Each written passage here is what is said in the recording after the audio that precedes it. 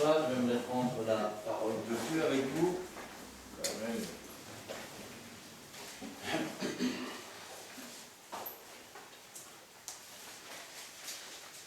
Dans l'évangile de Luc, chapitre 6 et à partir du verset 47. Non, à partir du verset 46. Luc chapitre 6.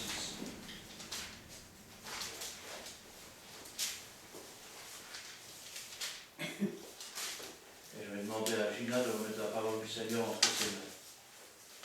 Oui, Seigneur, merci pour ta parole bénie que tu as préparée aujourd'hui pour ton peuple. Donne-nous à bénir. Bénis aussi ton serviteur que tu sais choisi. Efface-le, Seigneur, pour que ce soit toi qui parles à travers lui. Et oint-le du double onction de ton Saint-Esprit. Remplis-le de ta sagesse, de ton amour et de ton intelligence. Et prépare nos cœurs, Seigneur, à recevoir ta parole qui est vraie. Aide-nous, Seigneur, à comprendre, Seigneur, ta parole, à l'accepter, à la méditer, mais surtout à la mettre en pratique. Donne à chacun le discernement, afin que nous puissions faire ta volonté, Seigneur, chaque jour, à chaque instant. Gloire, honneur et puissance soit rendue dans le bon nom de Jésus. Amen. Amen. Pourquoi m'appelez-vous Seigneur, Seigneur, et ne faites-vous pas ce que je dis?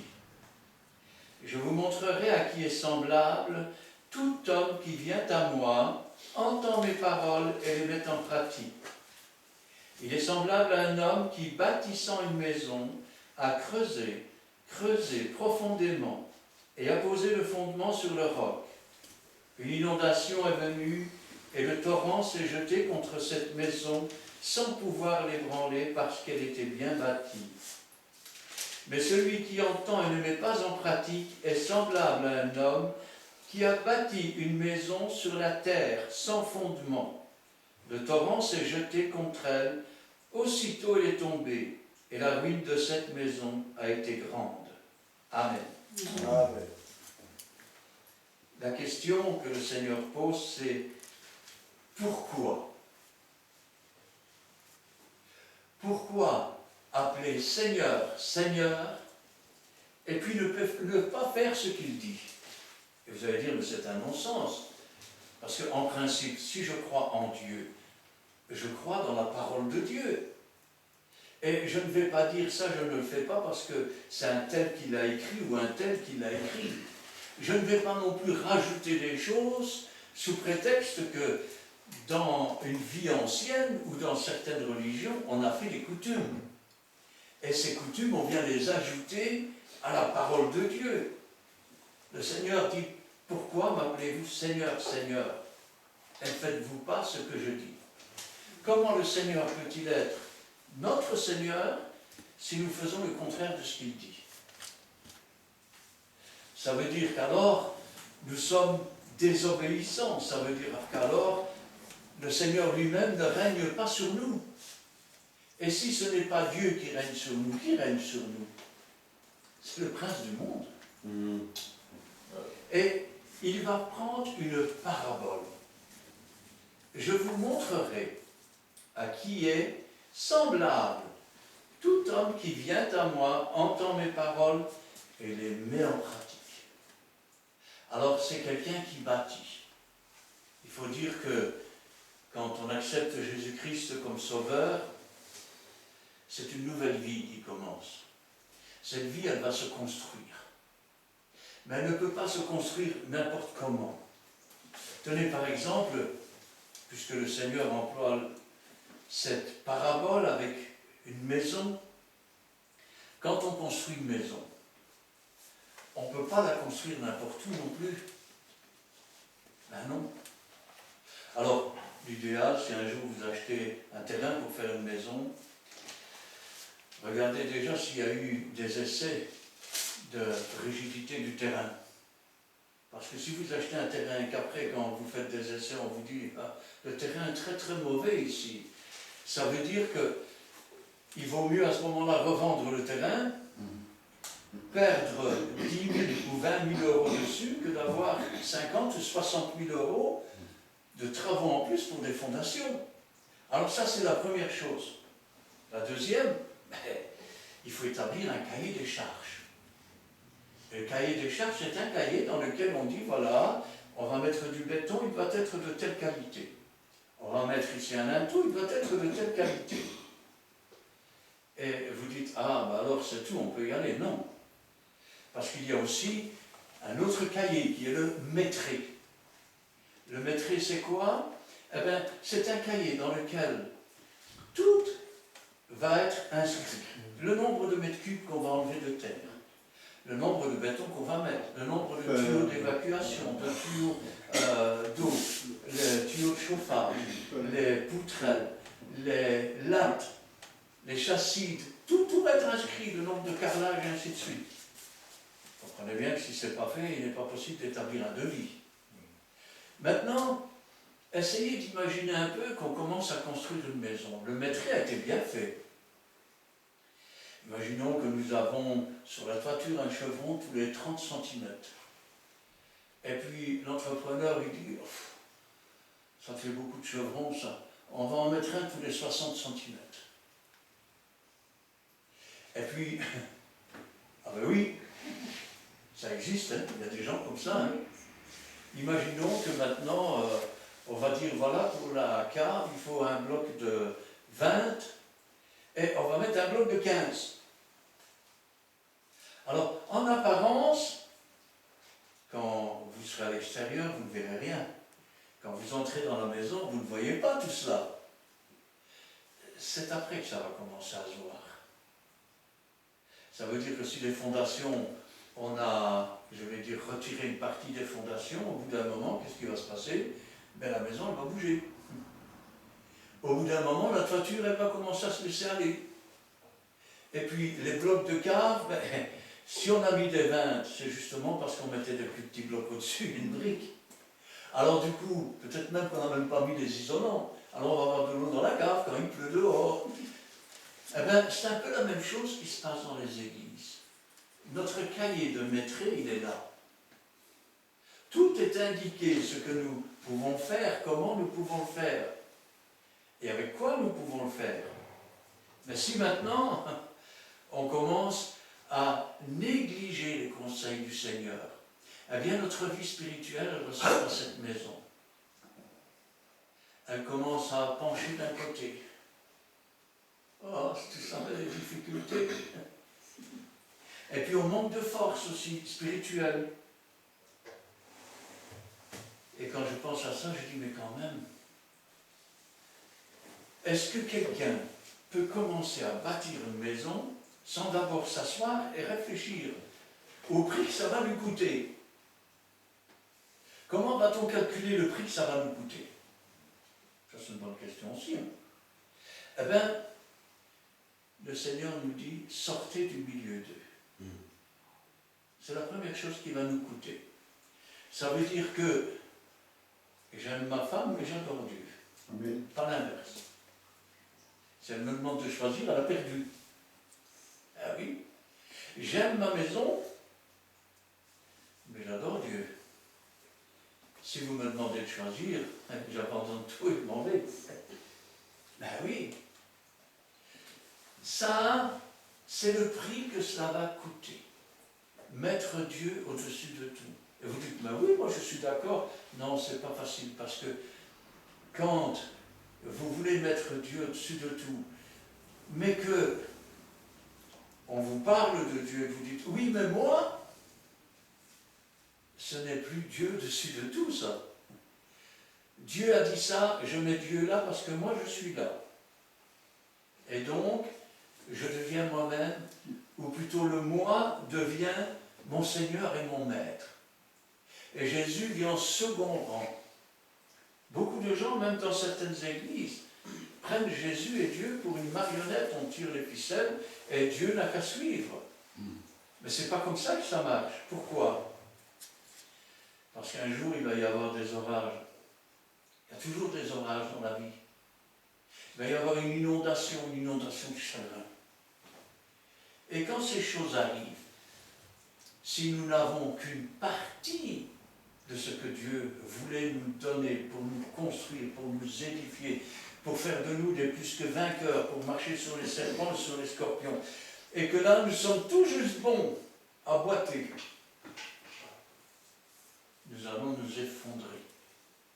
Et la ruine, elle sera très grande. Et aujourd'hui, dans le monde, beaucoup de chrétiens ne sont pas loin de s'effondrer. Parce que les temps difficiles commencent seulement. Mais on leur a dit, le jour où tu viens à Jésus, tu n'auras plus jamais de problème. Tu n'auras plus jamais de chagrin. Tu vas devenir riche pour Dieu. Mais en réalité, les gens qui parlent comme ça, ils pensent à s'enrichir sur le dos de Dieu. Ils ne servent pas Dieu, ils se servent de Dieu. Et pour cela, ils n'hésitent pas à dépouiller. C'est ce qu'on appelle l'évangile de la prospérité. Moi, je regarde dans la Bible et je vois que les prophètes, d'abord, ils n'ont jamais été reconnus dans leur patrie. Ça, c'est déjà une chose. Et la deuxième chose, c'est qu'ils ont tous été maltraités. Ils ont tous subi des difficultés et des problèmes. Jésus a dit, heureux serez-vous lorsqu'on vous persécutera, lorsqu'on vous outragera, lorsqu'on dira faussement toutes sortes de mal à cause de mon nom. Mais si vous n'êtes pas déjà reconstruit à ce moment-là, qu'est-ce qui se passe? Vous n'êtes qu'une ruine. Et une ruine ne peut pas, je vais dire, affronter une tempête. Elle s'effondre. Et sa ruine est grande. Ou une masure, si vous préférez. Quand Dieu regarde l'état de l'âme de beaucoup aujourd'hui, qui ne suivent qu'une religion, et pas la parole de Dieu, pas le livre de Dieu, eh bien, il regarde et qu'est-ce qu'il voit? Il y a des courants d'air partout dans la porte. Ça veut dire que toutes les idées du monde rentrent et sortent comme des courants d'air. Hein? Il y a tellement de choses à l'intérieur du cœur, rancœur, haine, crainte, doute, pleurs, chagrin, épuisement, qu'il n'y a même plus de place pour Jésus. On croirait voir l'hôtellerie quand il est venu au monde. Il est né dans une étape, il n'y avait pas de place pour lui dans l'hôtellerie. Et quand nos cœurs sont des ouvertures à tout vent de doctrine, qu'est-ce qui se passe? Ben, il n'y a plus de place pour Jésus. Il n'y a plus de place parce que le mensonge est entré, il prend beaucoup de place, le mensonge. Je vous montrerai à qui est semblable tout homme qui vient à moi, entend mes paroles et les met en pratique. Dans la Bible, nous avons beaucoup d'exemples de gens qui ont mis en pratique. Et ces gens, eh bien, même s'ils ne s'appelaient pas Jean, ils sont passés par des épreuves où personne n'aurait pu résister. Nous en avons dans l'Ancien Testament. Quand l'empereur avait fait une statue, il voulait que tout le monde l'adore. Hadrach, Shadrach et Abednego ont dit non. Et on a dit, ben on va chauffer la fournaise encore 3 fois plus fort et on va vous jeter dedans. Si Dieu veut nous sauver, il nous sauvera. S'il ne veut pas nous sauver, ben nous mourrons, mais on ne s'ajoutera pas. Donc il n'avait même pas appelé le miracle. Mais dans cette fournaise, Jésus est intervenu. Et quand ils sont sortis de cette fournaise, leurs vêtements étaient intacts. Oui, leurs vêtements étaient intacts. Ils n'avaient pas brûlé. La seule chose qui a brûlé dans l'épreuve, c'est leur lien. Quand Dieu permet l'épreuve, ce n'est pas pour nous écraser. Et c'est pour ça que nous devons être bâtis. Je vais dire, on a parlé des pierres vivantes. Nous devons apporter notre pierre à l'édifice. Mais pas un morceau de plastique, pas une pierre fendue, pas une pierre émiettée, pas un bloc de sable durci, une pierre, une qui va rester, une qui va agir, une qui va faire en sorte que l'œuvre de Dieu avance. Il est semblable à un homme qui a creusé. C'est la première chose qu'on fait. Marquez aujourd'hui avec les nouvelles lois, il faut faire attention parce que Vous ne pouvez plus arriver quelque part, creuser une cave et commencer à descendre à 2,50 m de profondeur. Non, aujourd'hui on essaye de limiter les déplacements de terre, les terrassements et ainsi de suite. De même qu'on ne peut plus faire une maison au milieu d'un champ. Alors, cet homme, il a creusé. Et c'est la première chose qu'il faut faire. Combien viennent à Jésus? J'ai accepté Jésus comme sauveur. Maintenant, je suis sauvé, je m'assois à l'église. Il m'embête, ah oui. C'est toujours la même chose. Il faut devenir meilleur. On ne peut plus rien faire. Il ne creuse pas. Il ne creuse pas. Pourquoi la Bible dit « Mon peuple se meurt, manque de connaissance » et le pasteur arrête là. Parce que comme ça, c'est vous qui êtes coupable. Pourquoi? Parce que vous mourrez, manque de connaissance. Mais la phrase suivante, parce que tu as rejeté la connaissance. Mais si tu as des chrétiens qui n'ont pas la connaissance, que tu as des pasteurs qui n'ont pas la connaissance, qui ne creusent pas dans la parole de Dieu, qui ne cherchent pas les lois de Dieu, qui ne cherchent pas les instructions de Dieu, comment voulez-vous que le peuple soit éclairé? Mon peuple se meurt, manque de connaissance. Et parce que tu as rejeté la connaissance, parce que tu as refusé de creuser dans la parole de Dieu, demandez, vous recevrez. Cherchez et vous trouverez, a dit le Seigneur. Ça veut dire qu'ils n'ont pas demandé, ils n'ont pas cherché, leur connaissance n'a pas grandi, et Dieu dit, parce que tu as rejeté la connaissance, je te rejetterai de mon sacerdoce. Servir Dieu, c'est un sacerdoce. C'est une vocation. Ce n'est pas un métier. Il y en a beaucoup aujourd'hui qui en font un métier. Et qui prennent leur pension. Qui prennent leur pension après. Oui, à 65 ans, ils prennent leur pension. Je n'ai pas connu de prophète dans la Bible qui a pris sa pension à 65 ans. Puis, il ne faut pas oublier que si parfois il n'y a pas de maison construite sur le rocher des siècles, rappelez-vous qu'il buvait un rocher, ce rocher était Christ, et que la pierre angulaire, c'est-à-dire la pierre qu'on mettait dans les bâtiments autour des briques, donc une grande pierre comme ça, puis une plus courte, puis une plus grande, sur les coins pour affronter le froid, l'hiver et ainsi de suite. Si maintenant, dans beaucoup d'églises, nous avons des faux prophètes, des faux docteurs. Alors, qu'est-ce que c'est qu'un faux docteur? Qu'est-ce que c'est qu'un faux prophète? Un faux prophète, on pourrait dire que c'est un faux prieur. Ouais. Vous priez et vous ne recevez pas. Pourquoi? Parce que vous demandez mal pour assouvir vos passions. Vous prophétisez, vous êtes un faux prophète, vous prophétisez pourquoi? Pour assouvir vos passions ou pour régler vos comptes dans l'église. C'est un voyant aveugle. Oui, c'est le voyant aveugle. Mais quand un aveugle conduit des aveugles, eh bien, tout le monde tombe dans un trou. Alors les faux docteurs, c'est quoi? C'est les docteurs qui, je vais dire, marchent selon une révélation, mais une révélation qui n'est pas celle de Dieu. Pourquoi leur révélation ne vient pas de Dieu et qu'elle vient de Satan? Oh, c'est simple. Dieu sonde les cœurs, Dieu sonde les reins, et même s'ils ont l'apparence, dans le fond de leur cœur, leurs pensées, leurs actions font qu'ils sont désapprouvés de Dieu. Et quand on est désapprouvé de Dieu, il n'y a plus de révélation du Saint-Esprit. Les révélations qui sont données sont des révélations mensongères, dans le but de poursuivre l'œuvre de Satan, de fragiliser les personnes et de les rendre vulnérables. Rappelez-vous que s'il y a Dieu, il y a le diable. S'il y a le Christ, il y a l'antéchrist. S'il y a le prophète, il y a le faux prophète. S'il y a le docteur de la loi, ben, il y a le faux docteur de la loi aussi. Et s'il y a le chrétien, ben, il y a le faux chrétien aussi. Hein. C'est une brebis à l'extérieur, mais c'est un loup à l'intérieur.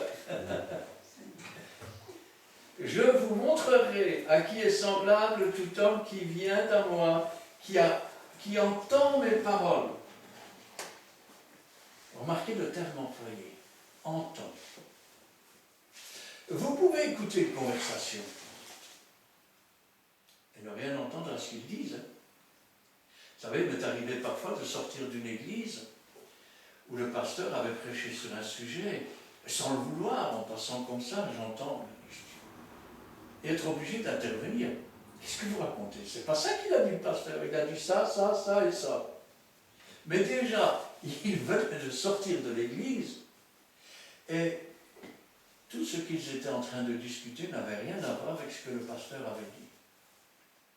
Mais ça ne les empêcherait pas plus tard de dire, et tu sais que le pasteur, il dit ça comme ça et comme ça. Non, c'est pas vrai. Mais pourtant, on sait bien que c'est pas vrai, hein, tout ça. Eh oui, parfois, il y a de la calomnie. Pourquoi? Parce que le chrétien lui-même n'est pas droit devant Dieu. Alors, quand on veut, je vais dire, construire sa vie sur le Seigneur, la première chose, c'est qu'il faut avoir été appelé par Dieu. La deuxième chose, c'est qu'il faut avoir réellement été convaincu de péché, de justice, par le Saint-Esprit, pas par l'intelligence, oh oui c'est triste, non, par le Saint-Esprit. Des choses qui sont gravées dans nos cœurs, dans nos âmes et dans nos esprits. Et ensuite, eh bien, il faut commencer à creuser. Qu'est-ce que Dieu attend de moi? Dieu a laissé un testament. Vous avez déjà vu, vous, quelqu'un, après un décès qui arrive chez le notaire, nous allons ouvrir le testament. Pas la peine, je sais bien, laissez-moi faire. Ça n'existe pas. Pourquoi? Parce que le notaire est un officier d'état civil, il ne vous laissera pas faire. Et vous croyez que Dieu va laisser faire?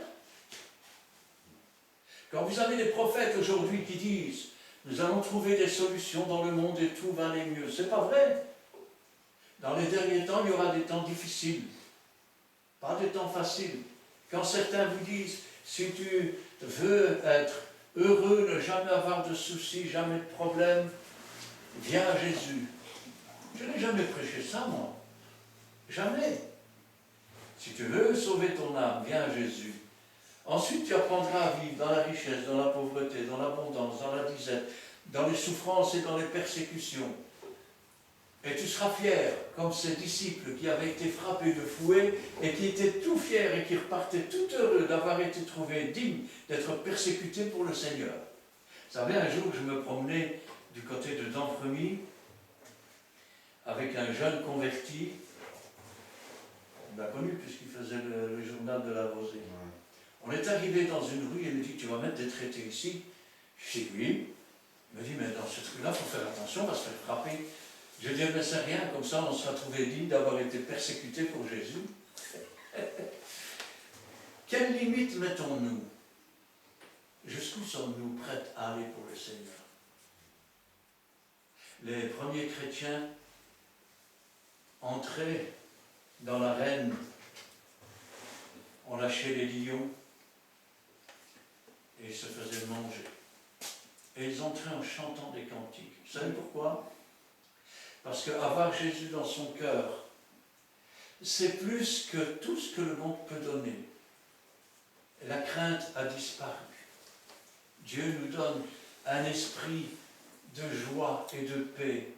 Une paix qui surpasse toute intelligence. Une paix que le monde n'a pas et ne peut pas comprendre. Jésus a dit, je vous donne ma paix, je vous laisse ma paix, je ne vous donne pas comme le monde. Voilà maintenant qu'il a creusé. Et en creusant, vous savez sur quoi il est tombé? Sur le rocher. Le rocher des siècles. Ce rocher auquel Israël buvait quand il traversait le désert. Ce rocher qui les suivait. Et ce rocher nous suit toujours. Jésus a dit, je suis avec vous tous les jours jusqu'à la fin du monde. Quelle différence y a-t-il entre l'insensé qui construit n'importe comment et l'enfant de Dieu qui construit sur Jésus-Christ? Eh bien, l'insensé au moment de mourir, oh, j'ai peur, j'ai peur. Et celui qui est avec Jésus, ah, je vois le ciel, je m'en vais maintenant. Oh, c'est tellement bien, tellement beau. Vous savez qu'il y en a qui sont passés par la mort et qui sont revenus à la vie. Et ils le disent, ah, c'était tellement bien là-bas, je voudrais tellement déjà être là-haut. Quand dans le monde, on n'a pas réellement le Seigneur dans son cœur, eh bien, la mort, c'est la peur de l'inconnu, la terreur. Et le diable en met une couche. Quand tu vas mourir, tu vas arrêter de respirer, tu te rends compte. Alors tu essaies, tu fais oh, oh, c'est terrible de mourir comme ça. Ben non, parce que quand tu sors de ton corps, tu ne vas pas continuer à respirer. Il est semblable à un homme qui, bâtissant sa maison, a creusé profondément. La parole de Dieu n'est pas une chose que l'on creuse en surface. Parce que la surface, elle trompe beaucoup. Quand je vois dans les églises aujourd'hui les femmes qui prient ou qui prophétisent la tête non voilée, je me dis, elles déshonorent Jésus. Elles déshonorent Jésus. C'est pas moi qui le dis, c'est la Bible qui le dit. Elle devrait se raser. Et il est honteux pour une femme d'être rasée. Quand je vois dans certaines églises où on ne baptise même plus, quand je vois dans certaines églises, les réunions consistent à chanter des cantiques, à dire « Le Seigneur est bon, il nous a tous aimés, nous irons tous au paradis ». Je me dis, mais qu'est-ce qu'ils apprennent ces gens dans ces églises? On creuse dans quoi là? On creuse dans l'insouciance. On creuse dans le jean-foutisme. On ne sert plus Dieu, on fait la fête. Un peu comme pendant que Moïse était monté sur la montagne, Jésus, lui, est monté dans les cieux, s'est assis à la droite de Dieu. Et le peuple, pendant cela, qu'est-ce qu'il fait? Il se lève et il se divertit. C'est pour ça qu'on trouve tant de choses étranges aujourd'hui dans beaucoup d'églises. Tenez, moi je me souviens de l'église de Toronto, pour ne citer que celle-là. Quand j'avais raconté ça aux chrétiens à l'époque, ils me disent « Non, c'est pas possible. Frère, vous rêvez. » Cette église était dirigée par une femme, soi-disant pasteur. Sa prédication était simple, elle imitait le coq. Vous aviez des hommes à quatre pattes, avec des laisses de chiens qui se promenaient. Et c'était l'effusion du Saint-Esprit, soi-disant. On ne compte pas non plus les églises. Les poutres d'or, les plumes qui tombent, l'huile qui est sur les... Il y a un tel rapprochement d'amour dans l'église que, ah ben, toi aujourd'hui, tu vas aller t'asseoir près du mari de la sœur là-bas. Et toi, ma sœur, tu vas aller là-bas. Les adultères. Je connais une église où le pasteur fait asseoir les femmes sur les genoux d'autres maris, soi-disant pour un rapprochement. Je ne sais pas où vous allez, mais c'est comme ça. Il y a des églises où les mariages sont arrangés et où le pasteur se réserve 2, 3, 4 épouses. Ben oui, ça existe aujourd'hui. Et ces gens pensent qu'ils sont agréables à Dieu. Oui, ils le pensent vraiment. Ils ne savent pas que leur église est une église de Satan. Ils ne savent pas qu'il y a longtemps que le Saint-Esprit s'est retiré. Je vais vous dire une chose, il y a 50 ans d'ici, il y avait encore des miracles dans les églises, mais quand les femmes ont commencé à enlever leur voile, quand elles ont commencé à devenir pasteurs, quand les homosexuels ont commencé à monter sur la tribune, eh ben, le Saint-Esprit s'est retiré. Et aujourd'hui, ces églises essayent de faire belle figure. Elles sont comme des prostituées. elles sont bien habillées de l'extérieur, elles ont une belle apparence, mais à l'intérieur, elles vont avec tout ce qui passe. Chez nous, on dit, il n'y a que le tram qui n'est pas passé dessus. Il est semblable à un homme qui, bâtissant sa maison, a creusé. Voilà un enfant de Dieu qui a été convaincu. Alors il a voulu en savoir plus sur Dieu. Comment en savoir plus? Dieu a laissé sa Bible, son testament. C'est une chose qu'il nous a léguée. Une parole qui est destinée à nous faire connaître l'amour de Dieu, à nous faire connaître la puissance de Dieu, à nous faire connaître la capacité de Dieu à nous sauver, à nous délivrer, la capacité de Dieu à nous rendre heureux. Le monde ne peut pas être heureux, parce que le monde, si on devait lui donner un nom, c'est « ah si j'avais ». Jamais content, il faut toujours autre chose. Vous savez, je me rappelle, c'était un pasteur, il n'aimait pas trop quand on disait que c'était un cantonnier, mais il chantait quand même pas mal de chansons comme ça. Il s'appelait Rickenbach. Je ne sais pas s'il est encore vivant aujourd'hui. Oui, il est encore vivant. Ouais. Ouais. Eh ben, il disait... Il est encore aussi au cœur. C'est comme un homme qui se lève le matin et qui va travailler à vélo. Non, d'abord il va travailler à pied. Et puis il voit un vélo passer à côté de lui. Alors il dit, ah, si j'avais un vélo, hein, je pourrais pédaler, aller un peu plus vite. Alors il s'achète un vélo après avoir économisé. Et il est sur son vélo, et puis un jour il se fait dépasser par un vélomoteur. Et il dit, ah, si j'avais un vélomoteur, ce serait formidable. Dans les côtes, je ne devrais plus pédaler. Et puis, quelques temps plus tard, il pleut, et il regarde la voiture et dit, ah, si j'avais une voiture, ce serait formidable pour m'aller travailler. Alors il n'est pas, il s'achète une voiture, et puis il est là tout content, il va travailler en voiture, et puis un jour il est dans les embouteillages, et il voit passer un vélo à côté de lui. Oh, si j'avais un vélo.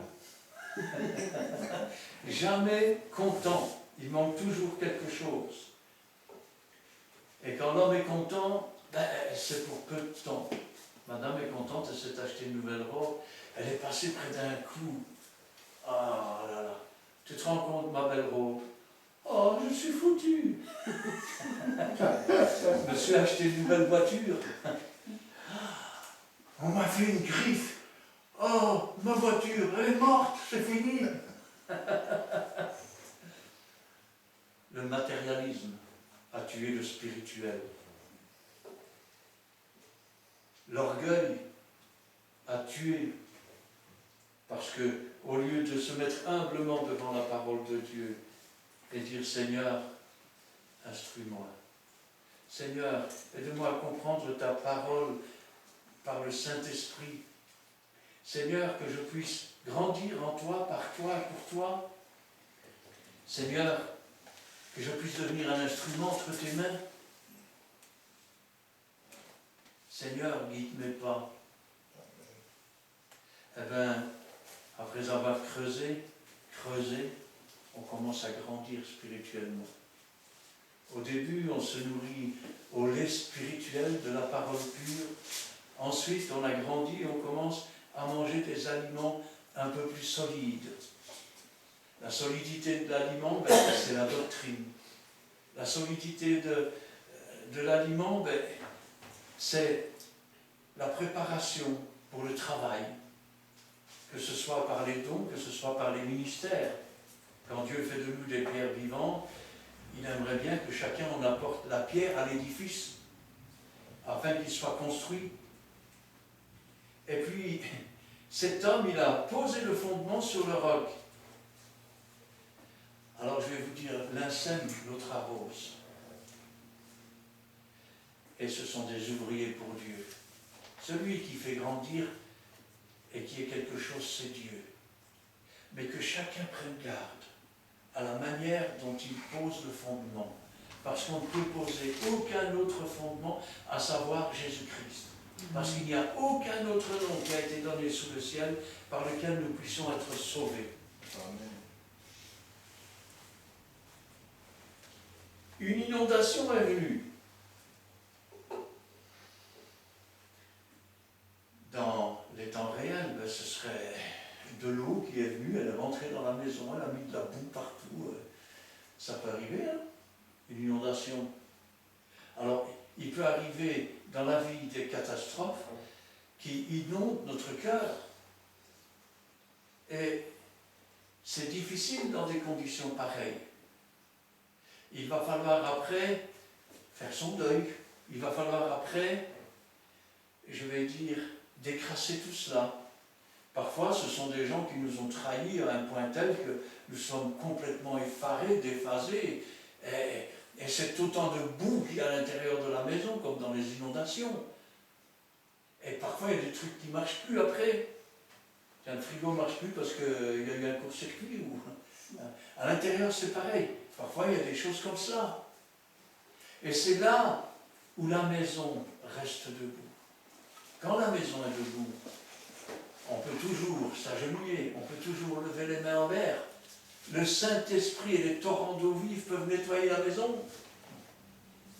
Elle peut nous ramener à la source de la vie. Mais si la maison est complètement effondrée, il faut tout reconstruire. Et quand il faut tout reconstruire, ça veut dire qu'il faut repartir de zéro. Et repartir de zéro, parfois, c'est très dur.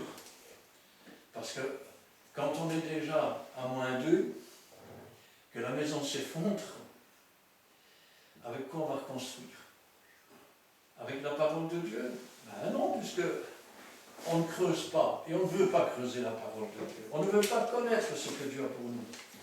Ce qu'on veut, c'est tout le monde est beau, tout le monde est gentil, nous sommes sauvés, nous irons tous au paradis, nous sommes merveilleux, des merveilleuses créatures. Comment? Michel Polnareff. Oui, C'est Michel Polnareff. Moi aussi qui dis, moi aussi. Celui qui entend et qui ne met pas en pratique, il est semblable à un homme qui a bâti sa maison sans fondement. Sans fondement. Savez-vous que, quelles que soient les choses que l'on a à faire, si vous n'avez pas de fondement, partez vers une ruine. C'est une ruine des Moi, je veux faire de l'électricité. Je n'ai aucune connaissance. Je n'ai donc aucun fondement, aucune fondation. Je ne mettrai pas longtemps à m'électrocuter. À l'envers. Voilà, il faut que je me marie avec Sandrine, mais ça c'est... Pas sans Tenez, je n'ai jamais, je vais dire, fait de mortier. Je vais construire une maison. Ben, je ne pense pas qu'on puisse arriver jusqu'au premier étage sans qu'il y ait des catastrophes. Hein. Tenez, même parfois dans les gens qui se disent de métier, les entrepreneurs, je me souviens, je ne sais pas si tu t'en souviens, je revenais d'avoir été voir ma fille dans les Flandres.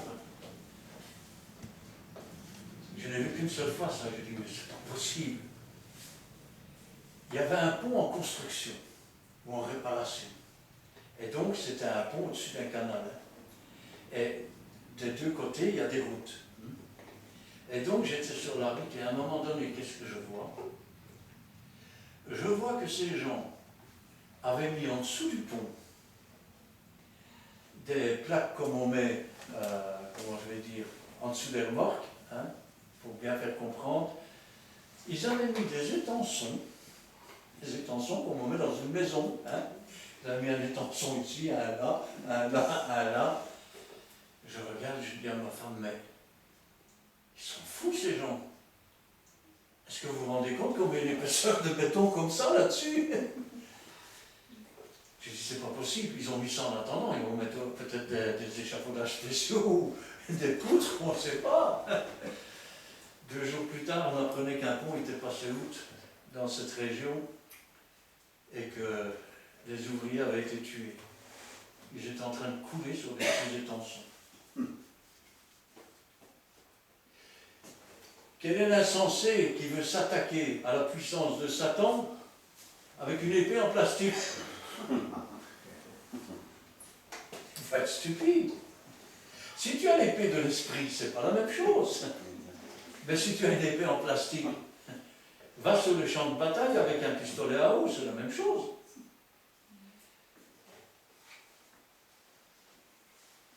Celui qui entend et qui ne met pas en pratique. Alors, qu'est-ce que c'est quelqu'un qui ne met pas en pratique? D'abord, c'est quelqu'un qui a entendu. Maintenant, il ne le fait pas. Chez nous, il y a un adage qui dit le dire c'est bien, le faire c'est mieux. Alors, si maintenant je dis et que je ne le fais pas, au début ça va passer inaperçu. Mais imaginons que je dise à mon frère Edo, bon, dimanche, je viens prêcher chez toi, mon frère. Et puis je viens pas. Et je n'ai pas d'excuse. Quand j'en ai une, ça va. Ça va arriver à tout le monde. Mais je n'ai pas d'excuse. Alors Edo me téléphone, dit, tu avais dit que tu viendrais. Ouais, mais je changeais d'avis. Tu ne savais pas prévenir. Bah, j'avais pas envie. Bah oui, là, Edo, il va être fâché, non? Ben oui, c'est normal. Imaginons maintenant que je dise, c'est un exemple que je prends, je dis à mon frère ici, ah ben je vais venir te voir demain.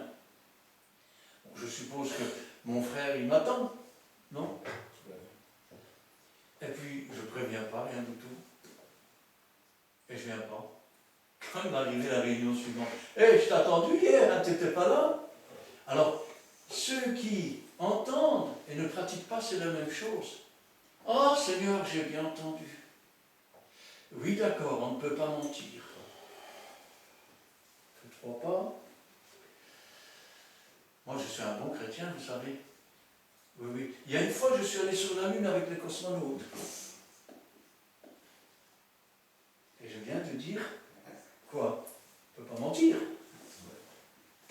Eh bien, c'est un peu ça. Ce sont des gens qui ne sont pas fiables. Pourquoi? Parce qu'ils ne sont pas construits. C'est ce que la Bible dit quand elle dit ils ont l'apparence de la piété. Ils en montrent l'apparence. Mais à l'intérieur, il n'y a rien, il n'y a aucun sentiment pour Jésus. Si demain, par exemple, il y aurait une loi qui dirait on ne peut plus parler de Jésus, ben, il s'amènerait dans l'église, chut, taisez-vous, on ne peut plus parler de Jésus, c'est la loi qui le dit. On doit obéir à la loi. Moi, j'ai vu qu'on devait obéir à la loi des hommes. C'est vrai, non? Aussi longtemps qu'elle n'est pas en contradiction avec la loi de Dieu. Ça veut dire que si on vote des lois qui sont en contradiction avec la loi de Dieu, je ne dois pas obéir. Et je n'obéirai pas. Que ça leur plaise ou que ça ne leur plaise pas. Mais ces gens, ce seront les premiers. Tenez, je me souviens d'un homme comme cela.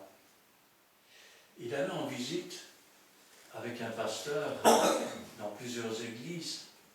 Et chaque fois qu'il arrivait dans une église, il ouvrait son calepin. Comment tu t'appelles, toi?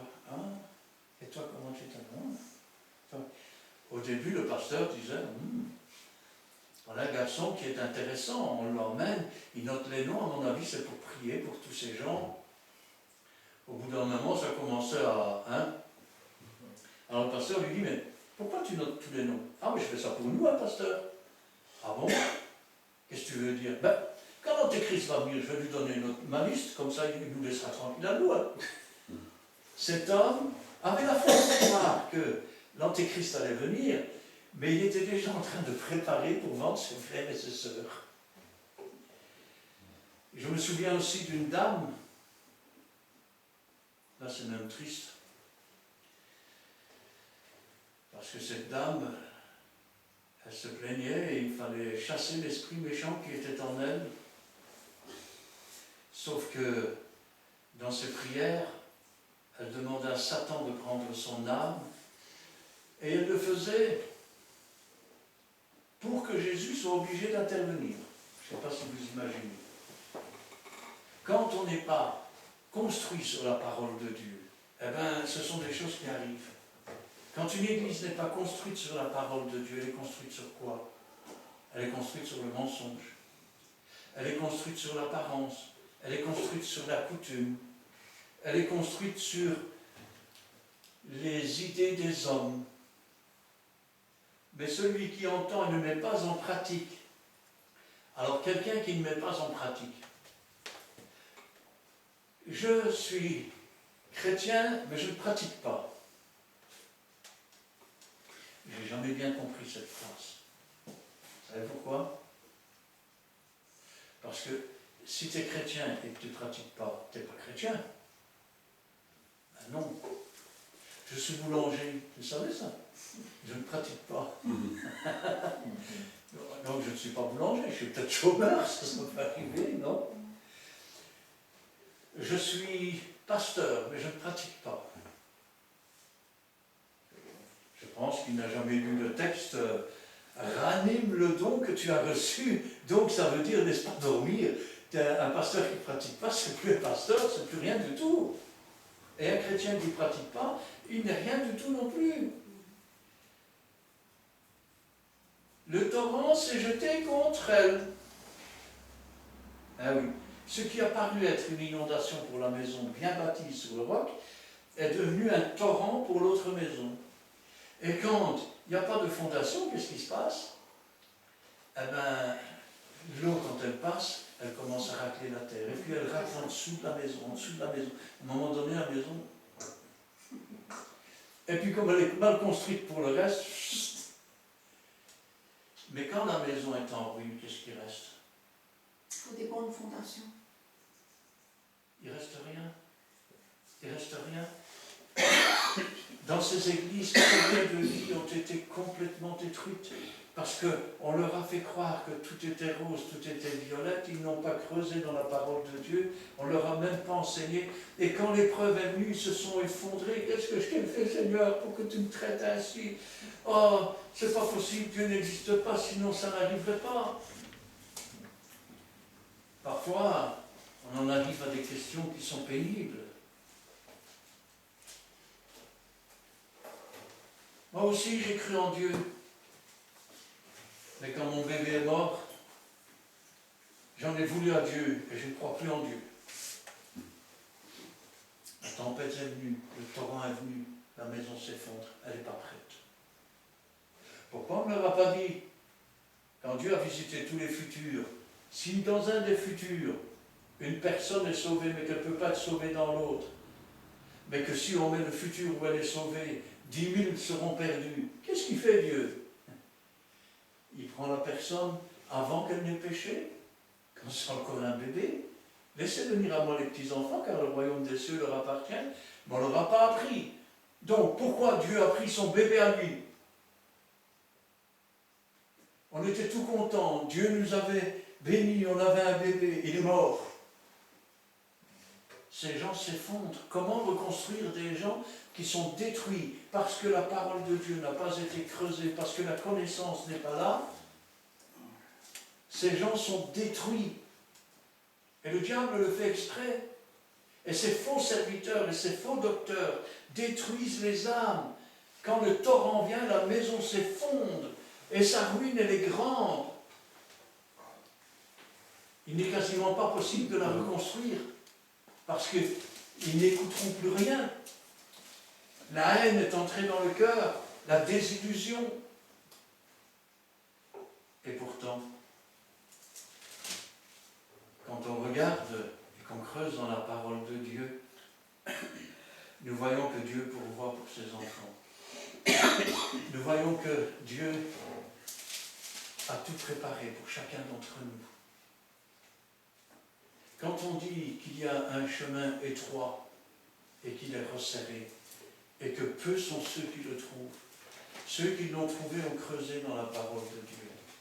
Amen. Et ceux qui n'ont pas creusé sont partis sur ce chemin large et spacieux, qui est un chemin de perdition. Le torrent s'est jeté aussitôt. Aussitôt. Ce n'est même pas, je vais dire, une chose qui a mis du temps à se faire. C'est comme s'ils avaient été broyés, écrasés d'un seul coup. Imaginez un peu, nous sommes dans les premiers temps de l'Église, les persécutions ont commencé, Et les apôtres nous disent, tout le monde est beau, tout le monde est gentil, nous irons tous au paradis. Si tu acceptes Jésus, tu vas voir, tu vas trouver du travail, tu vas être riche et ainsi de suite. Tu n'auras plus de soucis, plus de tracas, plus rien du tout. 3 jours plus tard, ils sont emmenés dans l'arène, on lâche les lions. Qu'est-ce que vous croyez qu'ils vont faire? Pourquoi avaient-ils une aussi grande assurance? Parce que leurs docteurs étaient des vrais docteurs, parce que leurs pasteurs étaient des vrais pasteurs, parce que la parole était creusée, parce qu'ils avaient reçu de la nourriture solide, que leur âme était fondée et construite, et leur vie était construite sur la parole de Dieu, que je vive ou que je meure, j'appartiens au Seigneur. Et quoi qu'il arrive, toute chose concourt au bien de ceux qui aiment Dieu. Les torrents s'est jeté contre cette maison. Aussitôt elle est tombée, et la ruine de cette maison a été grande. Combien de vies sont ruinées aujourd'hui? Tenez,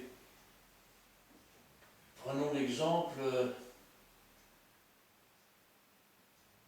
de certains pasteurs américains. Je ne citerai pas leur nom, mais ils sont très connus, ils passent à la télévision, ils ont des millions. Quand vous voyez un enfant complètement paralysé, là, comment peut-on aller dire à ses parents, soyez généreux pour Dieu, Dieu va guérir votre enfant? L'argent qui aurait dû servir à l'enfant pour ses soins et ainsi de suite sont donnés à l'Église. Et après on crie, le Seigneur t'a guéri, le Seigneur t'a guéri. Puis on dit aux parents, attendez encore quelques jours. Et quelques jours plus tard, l'enfant est mort. Comment voulez-vous reconstruire des parents qui ont subi une chose pareille de la part de gens qui se disent serviteurs de Dieu ou d'une église?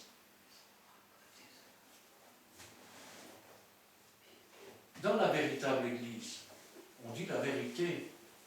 Et la vérité, c'est qu'on n'est pas dans un monde de bisounours, que accepter Jésus, c'est pas gagner à la loterie nationale. Non, ça n'a rien à voir. Accepter Jésus, c'est devenir un enfant de Dieu, un serviteur de Dieu. C'est devenir une brebis du Seigneur qu'il va conduire jour après jour, afin que le moment venu, nous puissions entrer dans le ciel de gloire. Il va donner des ordres à ses anges pour qu'ils nous portent sur les mains de peur que nos pieds heurtent contre une pierre. Eh oui. Et l'ange de l'Éternel va camper autour de nous et nous arracher au danger. Mais quel danger? Pas le danger d'être écrasé par une voiture ou les dangers que le diable a mis sur notre route pour détruire notre âme. Dieu est celui qui nous garde. Quand la terre est bouleversée, que les montagnes chancellent au cœur des mers, Dieu est pour nous un appui, une forteresse. Quand Dieu est avec nous, qui sera contre nous? Nous sommes plus que vainqueurs.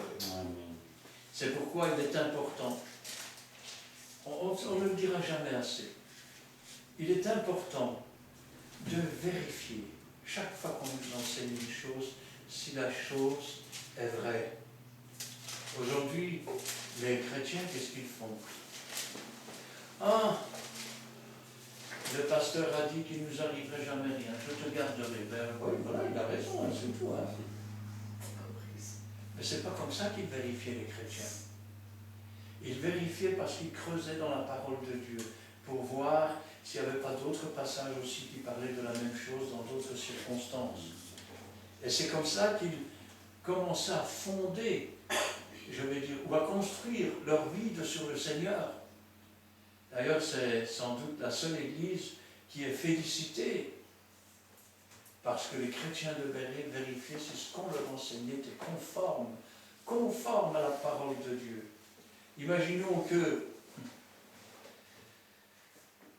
je vienne ici et je dise, vous savez, nous devons être un peu plus laxistes. Alors oui, je sais bien. Beaucoup disent que l'homosexualité est une abomination devant Dieu. Ce n'est pas beaucoup qui le disent, c'est la parole de Dieu, c'est la vérité. Ça ne veut pas dire qu'il faut persécuter les homosexuels. Ça veut dire qu'ils sont des pécheurs et qu'il faut leur parler de Jésus et qu'il faut parler de la délivrance.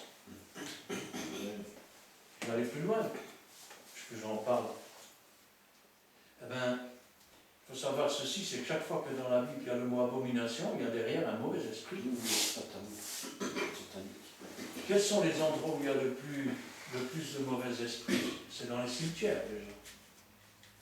Quand vous entrez dans un cimetière, mettez-vous sous le sang de Jésus. Quand les porcs se sont jetés dans la mer, dans le fleuve, ce n'est pas les esprits méchants qui sont morts, c'est les porcs. Quand la personne possédée meurt et est mise en terre, les esprits ne sont pas mis en terre avec elle, ils errent et ils cherchent là où ils vont pouvoir aller. Alors c'est quoi l'homosexualité? Eh bien c'est un esprit méchant qui a vécu dans le corps d'une femme pendant X années, pendant X siècles, et il n'a pas trouvé d'autre corps que celui d'un homme. Alors d'un seul coup l'homme, je ne sais pas, mais à l'intérieur je suis une femme. Ou l'inverse, à l'intérieur je suis un homme quand on est une femme. Pourquoi? Parce que c'est cet esprit qui dirige. Le deuxième cas, où ça arrive le plus souvent, c'est lors de l'hypnotisme. Attention, parce que dans les hôpitaux, comment ça se fait? De plus en plus. On endort votre esprit, et pendant que votre esprit est endormi, l'ennemi vient. Même dans certains cas d'anesthésie. Oui. Ceci étant dit, quand Dieu dit une chose, si tu dis le contraire, ou si tu dis, et c'est là que je m'adresse à tous les faux pasteurs, quand tu dis que la femme ne doit pas porter le voile, que l'apôtre Paul dit qu'il doit en porter un, c'est Paul qui l'a écrit, donc ce n'est pas la parole de Dieu. Jette ta Bible, va dans le monde, de toute façon tu vas mourir. Parce que tu es un faux docteur, tu es un faux pasteur, tu enseignes des choses qui ne sont pas de Dieu. Et Dieu ne te laissera pas continuer comme ça. Le moment venu, tu vas te casser les dents. C'est ce qui est marqué dans la Bible quand on dit les enfants mangeaient du raisin, les parents les dents agacées. Ainsi les torrents se jettent contre la maison et elle est complètement détruite. Aujourd'hui dans le monde il faut prier pour tous ces gens qui sont assis dans des églises qui n'aiment pas Dieu, qui ne respectent pas Dieu, qui se mettent au-dessus de Dieu. Parce que la parole n'y est pas creusée, parce que la présence du Saint-Esprit n'y est pas, parce que les temps difficiles approchent et quand ces choses vont arriver, tous ces gens vont s'écrouler, s'effondrer spirituellement, devenir des ruines humaines. Il n'y a rien de plus terrible quand on est dans une secte depuis des années et qu'à un moment donné, on se réveille et qu'on dit « mais qu'est-ce que j'ai été faire là ?»